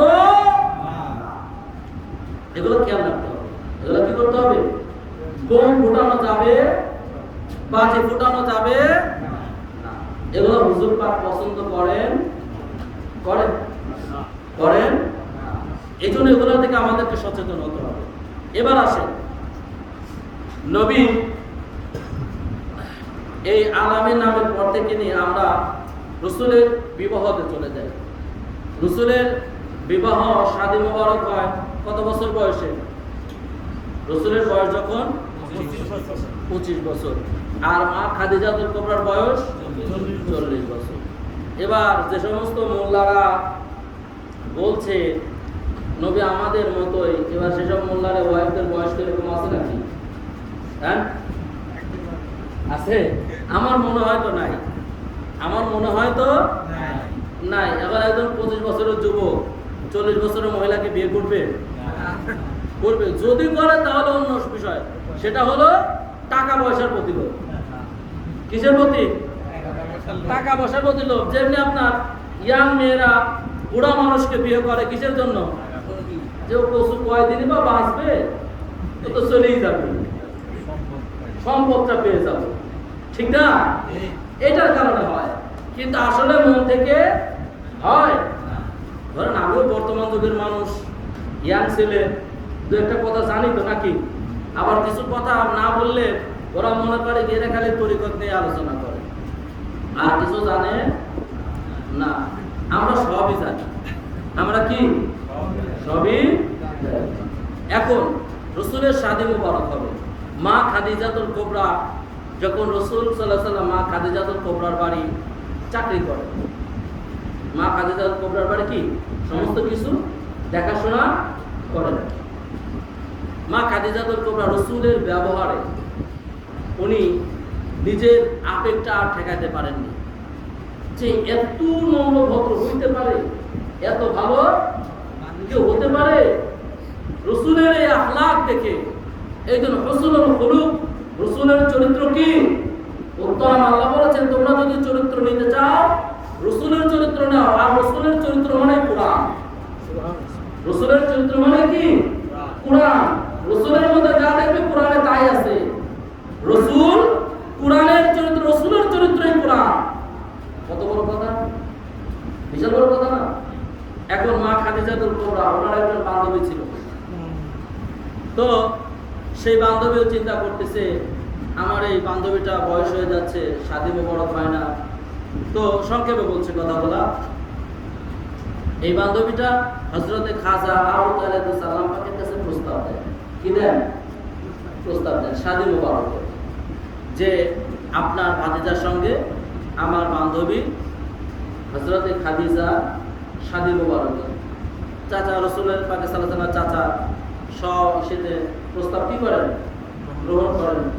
গ্রহণ করানোর পর আপনার এখানে অনেক বড় বিয়ের কি কি হয়, রাসূলুল্লাহ সাল্লাল্লাহু আলাইহি ওয়াসাল্লাম বরযাত্রী নিয়ে যান। মা খাদিজাতুল কুবরা তার বাড়িটা মতি দিয়ে, সোনা দিয়ে, রূপা দিয়ে, সব কিছু দিয়ে বাড়িটা সাজান। এবং রাসূলুল্লাহ সাল্লাল্লাহু আলাইহি ওয়াসাল্লামের শাদী মোবারকে যে সমস্ত যুবক ছেলেরা গিয়েছিলেন তাদের সাদা পোশাক ছিল, হাতে তরবারি ছিল। এবং মা খাদিজাতুল কুবরার বাড়ি যখন রাসূলের চাচা যান, হযরত মুনাসির রাসূলের চাচা যান, তো যান, তখন মা খাদিজাতুল কুবরা এই চাচা জানকে পেয়ে এবং ফুফি জানকে পেয়ে খুশি হন। তখন তার বাড়ি থেকে মা খাদিজাতুল কুবরা উপহার দেন। রাসূলের চাচা এবং রাসূলের ফুফি জানকে কি দেন? উপহার দেন। এবং রাসূলের বিয়ে, আমার মূল কথা যেটা, বিয়ে হয় না? বিয়ে হয় কি হয় না? আচ্ছা, বিয়ের সময় খুতবা পড়া আপনাদের দিকে? হ্যাঁ, খুতবা পড়া কিন্তু আছে। খুতবা না বললে বিয়ে হবে? আমি তো এক জায়গায় একটা বিয়েতে গিয়েছিলাম। তো এখন এই সাধারণত আমি কোথাও গেলে পরে আমাকে দেখে কেউ মৌলানা মনে করে না। আমাকে দেখে কেউ কি মৌলানা মনে করে, দাঁড়িয়ে ছোট ছোট, যে কুসুম মৌলানাই কি আর এই কি। তো উনি বিয়ে পড়াবে, বিয়ে পড়ানোর সময় কবুল বলতে গেলাম, কবুল পড়ানো হয়েছে। তাহলে শোনেন, এখনো শেষ হয়নি। কেন? বিয়ের খুতবা হয় নাই, খুতবা পড়েন নাই। আমার দিক তাকায় আছে, আপনি জানেন খুতবা আছে কিনা? আমি বললাম যে আমি মনে হয় জানি, খুতবা পড়াবো আছে। আমি মনে হয় কি, আমি ডেফিনেটলি ভাবে বলতেছি না, ওর একটু ছাড় দিচ্ছি তো বলুক। তো বললাম খুতবা পড়া কি ওয়াজিব। তো বলে আপনি পড়েন, তার মুখস্থ। তাহলে চিন্তা করলাম, এখন যদি আমি পড়ি তাহলে ও 2 মিনিট পর আমি চলে যাওয়ার পর বলবো কি বললো না বললো, সব ভুল করছে, বলবে কিনা? বলবে না। তখন আমি বললাম যে মসজিদে যান, ওখানে একজন ভদ্রলোক ছিল, শিক্ষিত। তো বলে আচ্ছা যাই হোক, আপনাদের তর্ক বিতর্ক আমরা যাবো না, একটা সমাধানে আসে। তাই বললাম যে তাহলে মসজিদে যান, 12 চাঁদের খুতবা আছে। 12 চাঁদের কি আছে? খুতবা আছে। ওর মধ্যে দেখেন বিয়ের খুতবা আছে। যদি 12 চাঁদের খুতবা না থাকে, যে কোনো খুতবা নিয়ে আসেন, বিয়ের খুতবা আছে। তবে আপনি নিয়ে আসেন। তো বলবো ভাই আমি আনবো কেন? আপনি নিয়ে আসেন, এটা কি আমার এলাকা না আপনার এলাকা? তো ভদ্রলোক আচ্ছা তা নিয়ে আসেন। নিয়ে আসার পর দেখলাম বের করেন, সূচি বের করেন, কি সূচিপত্র করেন, বের করেন। তাহলে আমি দেখেন এবার বিবাহের খুতবা। তো ভদ্রলোক বললাম দেখেন আছে কিনা, না সঠিক। তবে তাহলে আমি পড়ি। বললাম এবার আপনি চুপ করেন, এবার আমি পড়ি। আপনি চুপ থাকেন, এবার কি আমি পড়ি। আপনি মনে করেছেন আমার মুখস্থ নাই, আমি তো কোরআনের হাফেজ। কোরআনের কি হাফেজের একটা খুতবা মুখস্থ করতে পারবো না। তাহলে এবার আপনি থাকেন, চুপ করেন, আপনি দেখেন আমার পড়া ঠিক আছে কিনা। ওই মোল্লার তো মুখ টুকি হয়ে গেল, চুপসে গেল। কথাটা বললাম এই কারণে, যখন বিবাহ হবে আপনার দায়িত্ব খুতবা পড়ে নেওয়া। খুতবা কি করে নেওয়া? পড়াই নেওয়া। যদি পড়তে না চায় অবশ্যই আপনি তাকে বলবেন খুতবা পড়তে হবে, খুতবা পড়তে হবে। তো রাসূলের শাদী মুবারক, শাদী মুবারকের প্রথম শব্দই হচ্ছে আলহামদুলিল্লাহি রাব্বিল আলামিন। এখন বলেন তো রাসূলের বিয়ে কে পড়িয়েছিল? রাসূলের চাচা হযরতে। এই জায়গায় তো আবার আর কিন্তু, এই জায়গায় কি আর কিন্তু রাসূলের চাচাকে কাফের বলে না?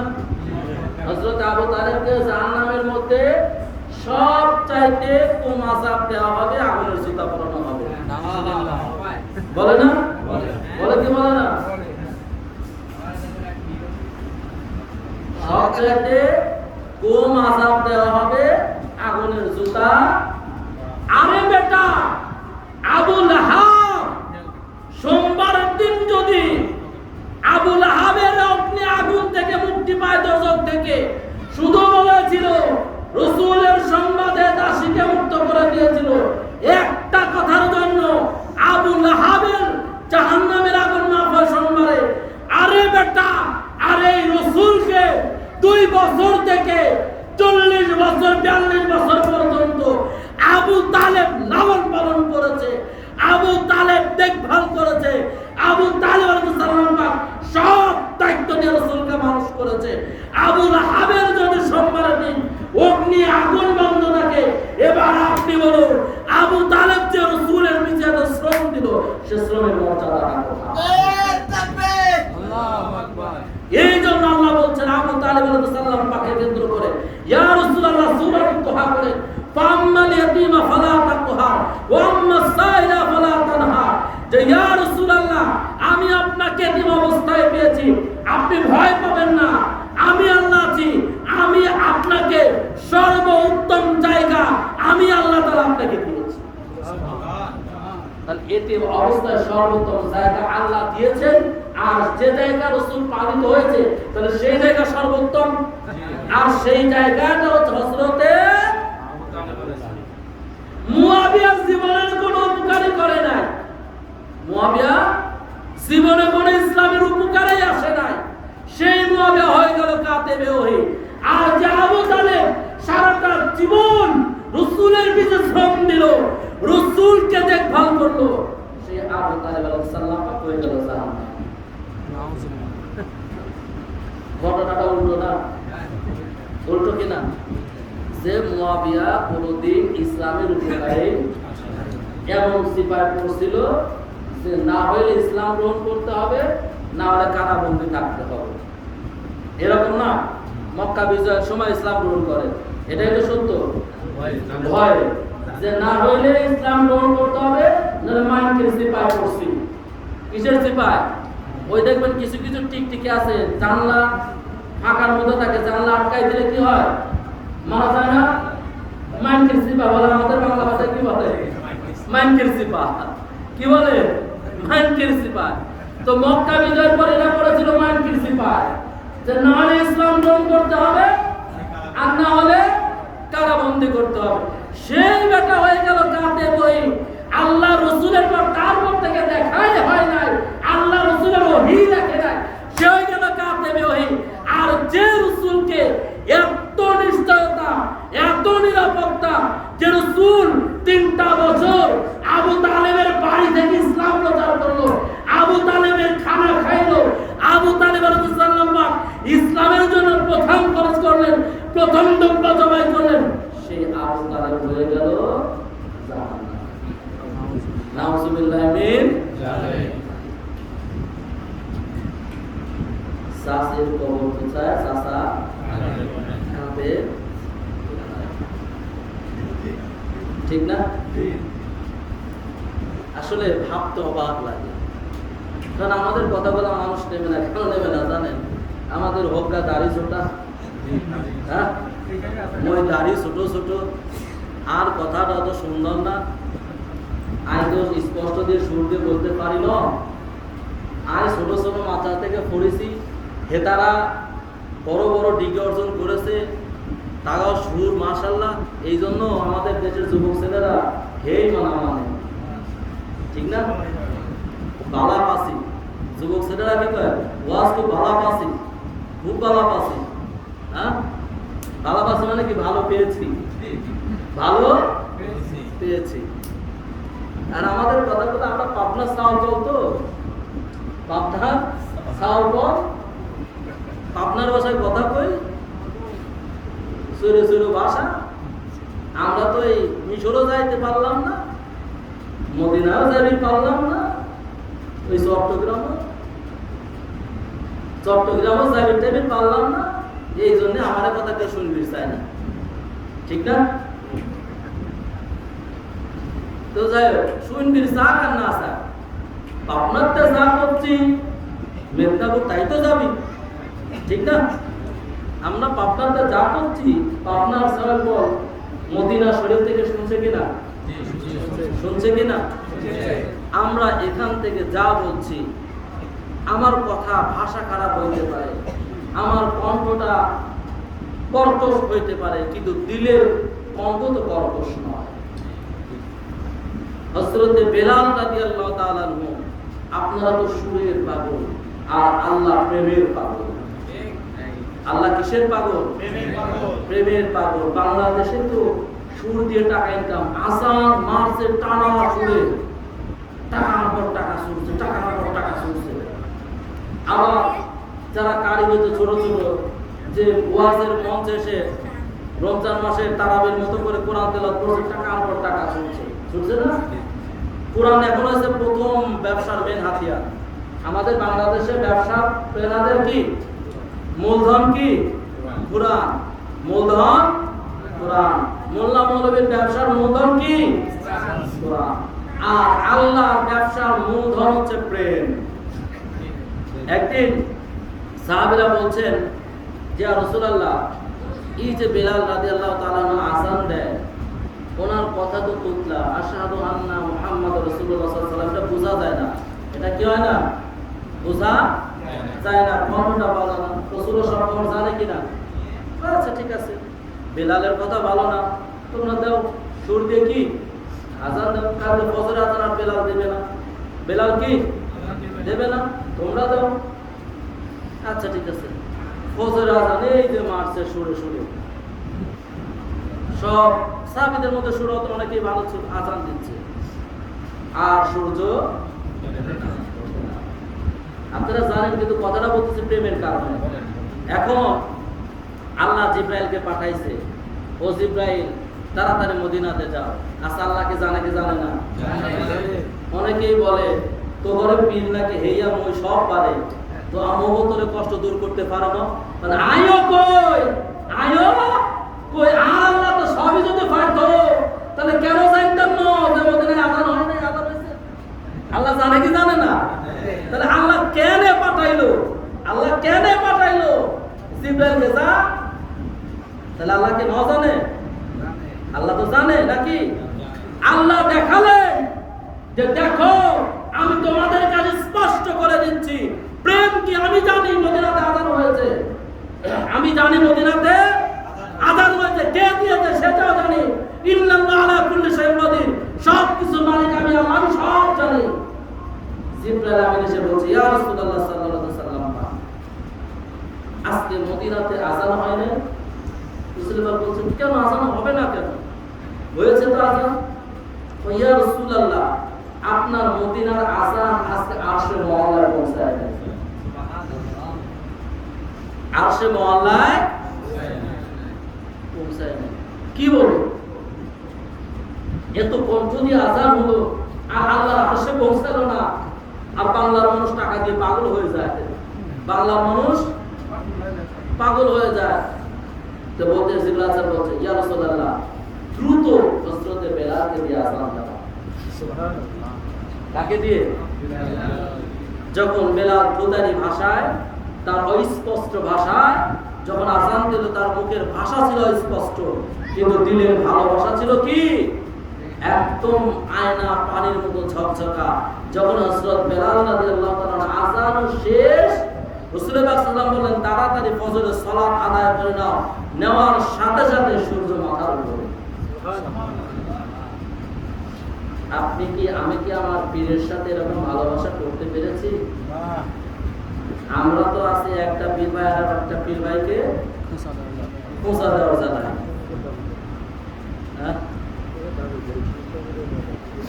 আমরা হুজুর পাকের মুরিদ, হুজুর পাক বলে দস্তগীর তুই আমার মুরিদ, যদি কখনো বলে দস্তগীর তুই আমার মুরিদ, তাহলে আমার মৃত্যু থেকে কিয়ামত পর্যন্ত কোনো ভয় নাই। তারপরে বাকিটা হুজুর পাকের দয়া, বাকিটা হুজুর পাকের বিয়ের খুতবা ও বিয়ের খুতবা। তো এখন বিয়ের খুতবা পাওয়ালেন কে? হযরতে আবু তালিব আলাইহিস সালাম পাক। বললেন আলহামদুলিল্লাহি রাব্বিল আলামিন। এবার আপনি বলুন, যিনি রাসূলের বিবাহ পড়িয়েছে তিনি কোন মুনাফিক কাফির হতে পারেন না। তখন নবীজি, তোমরা বলো 40 বছর পর নবী হয়েছে, তাহলে আমার নবীর যে আলহামদুলিল্লাহ বলে বিবাহ করালেন, এই আলহামদুলিল্লাহ আসলো কোথা থেকে? কুরআন নাযিল হয় নাই, নবীর নবুয়ত হয় নাই, কিচ্ছু হয় নাই, জিবরাইল আসে নাই ওহী নিয়ে। তাহলে আবু তালিব রাদিয়াল্লাহু সাল্লাম পাচ্ছে বললেন আলহামদুলিল্লাহি রাব্বিল আলামিন। এটাই প্রমাণ হয়ে যায় আমার নবীর নবুয়ত আদম যখন পানি এবং মাটিতে, তখন থেকে আমার নবী। আমার নবী যখন দুনিয়াতে এসেছে তখন থেকে মুমিনদের সরদার হযরত আবু তালিব রাদিয়াল্লাহু সাল্লাম। আচ্ছা, যদি হযরত আবু তালিব সাল্লাম পাক ইসলামে না গ্রহণ করেন, তাহলে রাসূল পাক সাল্লাল্লাহু আলাইহি ওয়াসাল্লাম যখন ওহী নাযিল হলো তখন আল্লাহ বলতে পারতো না, হে মুহাম্মদ ওই সময় কিন্তু ভুল হয়ে গেছে, ওই সময় কি হয়েছে? ভুল হয়েছে, আবু তালিবের যে বিয়ে পড়ানো হয়েছে ওটা বাদ করে দাও, কারণ আবু তালিব মুসলমান হয় নাই। এরকম হয়েছে নাকি?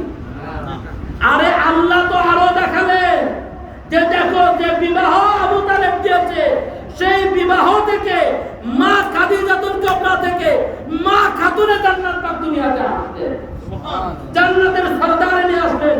এবং মা খাতুনে জান্নাত পাক থেকে ইমামে হাসান, ইমামে হুসাইন আসলে জান্নাতের সরদার। আল্লাহ দেখালেন যে আবু তালিবের দ্বারা আল্লাহ পৃথিবীর মানুষকে জান্নাত পাওয়া সহজ করে দিল।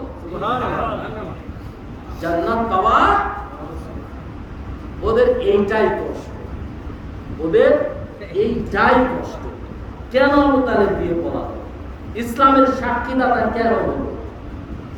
না হলে তো খাতুনে জান্নাত পাক আসতেন না, না হলে ইমামে হাসান আসতেন না, না হলে কারবালা হতো না, না হলে তো আমাদের মুনাফিকি মানুষ চিনতে পারতো না। আমাদের মুনাফিকি কেউ।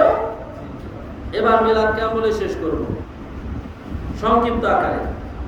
মিলাদ কিয়াম, ইন্নাল্লাহা ওয়া মালাইকাতাহু ইউসাল্লুনা আলান নবী ইয়া আইয়ুহাল্লাযিনা আমানু সাল্লু আলাইহি ওয়া সাল্লিমু তাসলিমা। এই যে আয়াতটার মধ্যে যে আল্লাহ তাআলা বলেছেন আমি আমার ফেরেশতাদেরকে নিয়ে কি করি? দরুদ ও সালাম করি। এবার আপনারা বলেন যে আল্লাহ কি ঘুমায়? আল্লাহ যদি ঘুমায় তাহলে শুয়ে থাকতে হবে, শুয়ে থাকতে কি হবে না? আবার ফেরেশতা, আচ্ছা আল্লাহ বাদে দিলাম, যেহেতু আল্লাহ তো আল্লাহ, ফেরেশতাদের কথা আমি, আচ্ছা ফেরেশতারা যদি দরুদ ও সালাম করে, তাহলে যদি ঘুমায় তাহলে কি পড়তে পারবে? সম্ভব? অল টাইম পড়ছে একটা দল, অল টাইম পড়ছে তো একটা দল, তাহলে একটা দল যদি অল টাইম পড়ে, তাহলে ফেরেশতারা যদি অল টাইম পড়ে তাহলে তাকে দাঁড়িয়ে পড়তে হবে, কারণ ফেরেশতারা ঘুমায় না, খানাও খায় না, তারা বসেও থাকে না। তাহলে যদি দরুদ ও সালাম পড়ে তাহলে তাকে দাঁড়িয়ে দাঁড়িয়ে পড়তে হবে। কি করতে হবে? দাঁড়িয়ে দাঁড়িয়ে পড়তে হবে। তাহলে আমরা প্রমাণ পাই যদি ফেরেশতারা দাঁড়িয়ে পড়ে আমার নবীর সম্মানে, তাহলে আমরা কেন পড়ব? আমরা কেন? সমস্যা হলো এটা যে তুমি তোমার উস্তাদের জন্য, তুমি তোমার উস্তাদের জন্য দাঁড়াইতে পারো, তুমি তোমার বসের জন্য দাঁড়াইতে পারো, না দাঁড়াইলে চাকরি থাকবে না। তো যে বস তোমার খাবার দিচ্ছে আর যার জন্য আমরা দাঁড়াই, আল্লাহ তাকে সৃষ্টি না করলে গোটা কুল কায়নাত সৃষ্টি করতেন না। এজন্য মিলাদ কিয়ামের দলিল যতই দেই ওরা মানবেই না, কারণ আল্লাহ খাতামাল্লাহু আলা কুলুবিহিম ওয়া আলা সামিহিম ওয়া আলা আবসারিহিম গিশাওয়া, যে আল্লাহ ওদের দিলে কি মেরে দিয়েছেন? মোহর মেরে দিয়েছে। আর ওরা কি কখনো আমাদেরকে মিলাদ কিয়াম থেকে বিরত রাখতে পারবে? না। পারবে? ওরা কখনো আমাদেরকে মিলাদ কিয়াম থেকে বিরত রাখতে পারবে না। এই জন্য সর্বোপরি আমার পীর ভাই যারা আছেন আমি তাদেরকে বলবো, আমাদের মূল দলিল কোনটা বলেন তো? হুজুর পাক কে? আমাদের মূল দলিল হুজুর পাক। আর যদি যখন বাইরে থেকে কেউ আসে তখন তাকে দলিল দিতে হয় কোরআন ও হাদিস থেকে। যখন আমার পীর ভাই আমার কাছে আসে কোনো কিছু দলিলের জন্য, পীর ভাইদের তখন বলি যে সবচেয়ে বড় দলিল কে? আমার পীর মুর্শিদ। আমার কি? পীর মুর্শিদ। এবার আপনি যদি পীর মুর্শিদকে না মানতে চান তাহলে আমি দলিল দিই কোরআন হাদিস থেকে। কোরআন হাদিস থেকে কি দেই? দলিল দিই। কারণ আমার হুজুর পাক যেটা করেছেন, আমাকে যেটা বলতে বলেছেন, এর চেয়ে আর বড় কোনো দলিল আছে? আর কোনো বড় দলিল নাই। এবং কিয়ামের ইজতেনেও হাদিসেও আছে, আর মিলাদ তো এমনিই আছে। মিলাদ এমনিই আছে। এই জন্য আমি আপনাদেরকে বলবো, অনেক টাইম আলোচনা করেছি, আমি আপনাদেরকে বলি যে অবশ্যই আমরা সব সময় আমরা যারা তরিকত বলতে আছি, আমাদের ভাষাটা নমনীয় হতে হবে। কি হতে হবে? নমনীয় হতে হবে। আমাদের ভাষাটা ভদ্র হতে হবে, আমাদের ব্যবহারটা ভদ্র হতে হবে। আমি আপনাদেরকে বলি, একটা পীর ভাই আর একটা পীর ভাইকে কখনো ধিক্কার দিবেন না। যারা যত চালাক তারা তত পড়ে যাবে। এই দরবার পাকে আপনি যত চালাকি করবেন, যত চালাকি করবেন, হুজুর পাক সময় দেয়। ধরেন আমি যদি এই টিন থেকে নিয়ে একটা বল এখানে ফেলাই, আস্তে শব্দ হবে, শব্দ হবে কিনা? আবার একতলা থেকে যদি ফেলাই একটু জোরে শব্দ হবে, আবার দোতলা থেকে যদি ফেলাই আর একটু শব্দ হবে। তো হুজুর পাক এরকম আমাদেরকে সময় দেয়। হুজুর পাক আমাদেরকে সময় দেয়। যখন দেখে যে এর দ্বারা আর পরিবর্তন সম্ভব, তখন এমন ভাবে হুজুর পাক ফেলে দেয় যে সবাই জেনে যায়, যে বুঝতে পারে এখন কিছু পড়েছে। অনেকেই বলে এই দরবারে এত পাপ হয়, এত অন্যায় হয়, কেউ শাস্তি দেয় না। শাস্তিকে আমাকে বলে দেবে হুজুর পাক? আপনাকে বলে দেবে? হুজুর পাক এমন সময় এমন শাস্তি দিয়ে দেয় যে সব শেষ। কি সব? এই জন্য এই দরবার পাকে আমরা সব সময় আমাদের দরবার পাকটাকে, হুজুর পাকের দরবার পাকটাকে নারী থেকে, নারী কেলেঙ্কারি থেকে মুক্ত রাখবে। কি? যে সমস্ত আমাদের পীর ভাইরা আছেন, আপনারা এই মারিফত জগতের এই কথাটা বলি, মারিফত করে না? করে কি করে না? মারিফত জগৎ করে, করে একটা পীর ভাই আর একটা পীর বোনের সাথে খারাপ সম্পর্ক করে। এগুলাকে কি করবেন জানেন? যদি দেখেন যে খারাপ সম্পর্ক করতেছে, চলা আছে না, সিটি খুঁজছে আছে না, পাশার পর কয়টা দিবেন, দেখবেন কুত্তির মতো ঘেউ ঘেউ করতে করতে পাওয়া যাবে। কারণ এদের কারণে আমাদের দুর্নাম হয়। এদের কারণে কি হয়? আমাদের দুর্নাম হয়। এই দরবার পাকটা সবচেয়ে পবিত্র দরবার পাক। কারণ এই দরবার পাকের ঘোষণা আল্লাহ কোরআনে দিয়েছেন, ইন্নামা ইউরিদুল্লাহু লিইয়ুযহিরা আনকুম রিজসা আহলাল বাইতি তাহিরাকুম তাতহীরা। আল্লাহ এই দরবার পাকের পবিত্রতার ঘোষণা কোরআনে দিয়েছেন। তাহলে এই দরবার পাকে বসে, এই দরবার পাকে বসে আপনি নারীদের সাথে অবৈধ মেলামেশা করবেন, আপনি নারী কেলেঙ্কারি করবেন, আপনি খারাপ করবেন, এগুলো মেনে নেবেন? মেনে নেবেন? আর আপনার জন্য, আমার জন্য আপনাদের দুর্নাম হবে কি হবে না? এই জন্য আমি সবাইকে উদ্দেশ্য করে বলি, আমি সহ, কি সহ? আমি সহ। কারণ আমি তো বলে উঠতে না। আমি কি বলে উঠতে? শুধুমাত্র বলে উঠতে আল্লাহ রসুল এবং আহলে বাইত। আল্লাহ রসুল এবং কি আহলে বাইত পাক, এনারা হচ্ছে ভুলের উঠতে। আর আমরা সবাই ভুলের মধ্যে। যদি কখনো আপনারা আমাকে দেখেন যে আমি কোনো ভুলের মধ্যে আছি, যদি আমাকে ভালো চান, যে গোলাম দস্তগীরকে যদি ভালো চান, আমাকে বলবেন, যে মৌলানা সাহেব বলার দরকার নাই, ভাই হিসেবে বলবেন যে ভাই আপনার এই জিনিসটা হয়তো একটু ভুল হয়েছে বা আমরা শুনেছি, আপনি বলে এইদিকে হোক বা না হোক, হোক বা না হোক, যদি আপনি আমাকে বলেন, আমি আপনার কাছে চিরকৃতজ্ঞ থাকবো। আমার একটা অভ্যাস, আমার যদি কেউ ভুলটা ধরে দেয়, ভুল হোক বা না হোক, যদি সংশোধন আমার যদি একটু করে সতর্ক করে, আমি তার কাছে চিরকৃতজ্ঞ, তার কাছে কি চিরকৃতজ্ঞ থাকবো। কারণ যদি না হয় তাহলে আমি আপনার দ্বারা সতর্ক হয়ে গেলাম, আর যদি হয় আমি সংশোধন করে নিব। আমি তো জানতেছেন আমার দ্বারা ভুলটা হচ্ছে, আপনি আমাকে জানিয়ে দিচ্ছেন, আপনি আমাকে কি করছেন? জানিয়ে দিচ্ছেন। এটা আপনার দায়িত্ব, আপনি পীর ভাই হিসেবে দায়িত্ব, এটা আপনার কি দায়িত্ব। আপনার প্রতি আমার কর্তব্য, আমার প্রতি আপনার কর্তব্য। পীর ভাই প্রতি এটা কি কর্তব্য। আমরা কখনো কারণ ভুল সবার সামনে ধরবো না, এবং বাজার ঘাটে কখনো তরিকত নিয়ে আলোচনা করব না। এটা বাজার ঘাটে আলোচনা করার তরিকত না। এটা দোকানে চা স্টলে বসে আপনি বিড়ি খাবেন আর চা খাবেন আর হুজুর পাক নিয়ে আলোচনা করবেন, এটা সেই দরবার পাক না। এটা কি সেই দরবার পাক না। আপনার যদি আলোচনা করতেই হয়, আপনার যদি পীর সম্বন্ধে বলতেই হয়, মসজিদ আছে, খানকা শরীফ আছে, আপনার বাড়ি আছে, দুজন পীর ভাইকে ডাক দেন, ডাক দিন এসে রাত 2টা 3টা পর্যন্ত আলোচনা করেন, গল্প করেন। হুজুর পাক নিয়ে গল্প করলে আপনার রুহানি জগতের খোরাক বাড়বে, আপনার ঈমান বৃদ্ধি হবে। কিন্তু আপনি যদি বাস্তারে আলোচনা করেন, ঈমান বৃদ্ধি ছাড়াও আপনার ফিতনা বাড়বে। কি বাড়বে? ফিতনা বাড়বে না। এই জন্য আমরা বাজার ঘাটে দোকান পাটে কখনো আমাদের হুজুর পাকদের নিয়ে আলোচনা করব না। এটা হচ্ছে হুজুর পাকদের আদর। কারণ হুজুর পাকরা যে মাকামে মাহমুদা, হুজুর পাকরা যে মাকামে আছে, ওই মাকাম থেকে যদি আমি বাজার পাকে নিয়ে আসি, বাজারে নিয়ে আসি, তাহলে হুজুর পাকদের শান কমে যাচ্ছে না? যাচ্ছে কি যাচ্ছে না? এই জন্য অবশ্যই আমরা হুজুর পাকদের আলোচনা যেখানে সেখানে করব না। আমি আপনাদেরকে বলছি যেন হুজুর পাক 4 নম্বর দরবার পাক থেকে এবং মেদিনীপুর দরবার পাক থেকে বড় হুজুর পাক কাবা কেবলা যেন আমাদেরকে মুরিদ হিসেবে কবুল ও মঞ্জুর করে দেয়। যদি মুরিদ হয়ে আমরা কবরে যেতে পারি, আমাদের আর কোনো ভয় নাই। এই জন্য আমরা হুজুর পাকের মাজার পাকে ফরিয়াদ জানাবো, মালিক আপনি আমাদেরকে মুরিদ হিসেবে কবুল ও মঞ্জুর করে দেন। এবং বর্তমান জামানার সাজ্জাদের হুজুর পাক যে মালিক আপনি 4 নম্বর পাক থেকে সব কিছু আমাদেরকে দিয়েছেন, মালিক আপনার কদম পাকে আরজ আপনি আমাদেরকে সমস্ত বিপদ আপদ থেকে হেফাজত করবেন। ওয়াখির দাওয়ানা আলহামদুলিল্লাহি রাব্বিল আলামিন। আসসালামু আলাইকুম ওয়া রাহমাতুল্লাহ।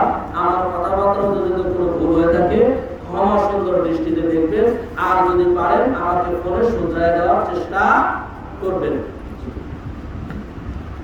সাথে রাখে দাও না, সাবুকের জন্য গলাটা একটু ভালো ছিল।